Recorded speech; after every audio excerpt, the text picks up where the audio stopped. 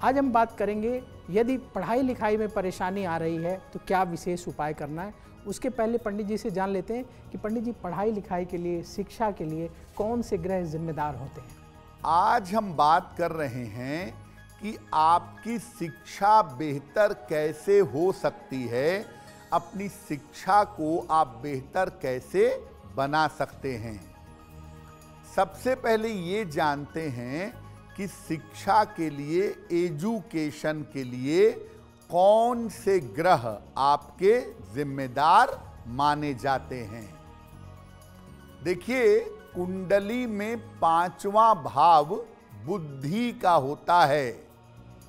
आपकी सोच का, आपके ब्रेन का भाव 5वां भाव है। ये 5वां भाव शिक्षा का केंद्रीय भाव भी है। चतुर्थ भाव और द्वितीय भाव शिक्षा के सहायक भाव हैं, लेकिन मुख्य रूप से शिक्षा का जो भाव है वो 5म भाव है, 5th हाउस है। सूर्य शिक्षा का प्रमुख ग्रह माना जाता है। सूर्य का मतलब ही एजुकेशन है। इसके अलावा बुध बुद्धि को और बृहस्पति ज्ञान को मजबूत करता है।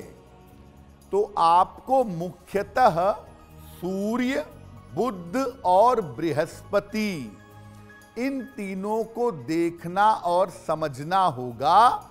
इनको देख करके आप शिक्षा का ठीक अनुमान लगा सकते हैं।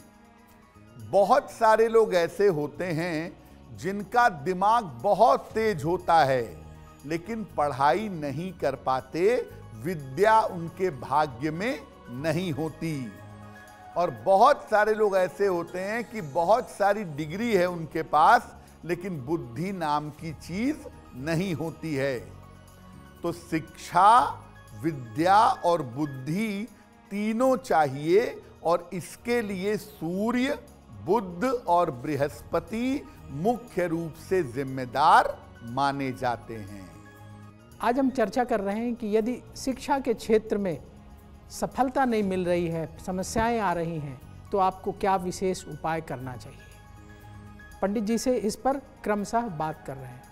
पंडित जी, शिक्षा के क्षेत्र में अमूमन कब बाधा आती है, किन ग्रहों की वजह से ये बाधा आती है। अब ये जानते हैं कि कौन सी ऐसी स्थितियां होती हैं जब शिक्षा में बाधा आती है, रुकावट आती है।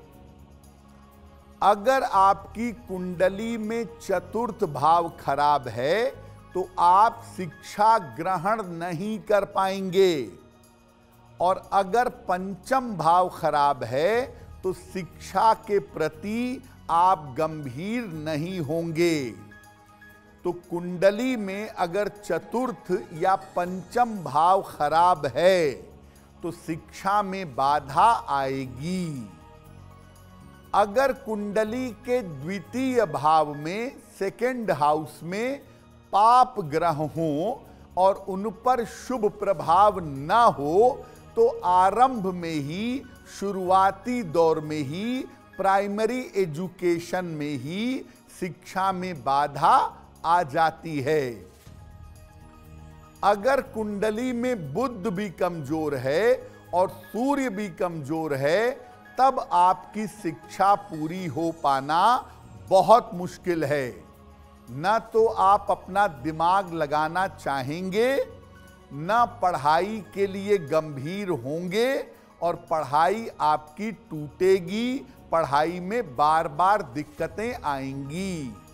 तो बुध और सूर्य के कमजोर होने पर भी शिक्षा में बाधा आ जाती है। अगर किसी कुंडली में अग्नि तत्व मजबूत है, फायर एलिमेंट मजबूत है, तो ऐसे आदमी को जीवन में हर चीज प्राप्त करने में संघर्ष करना पड़ता है।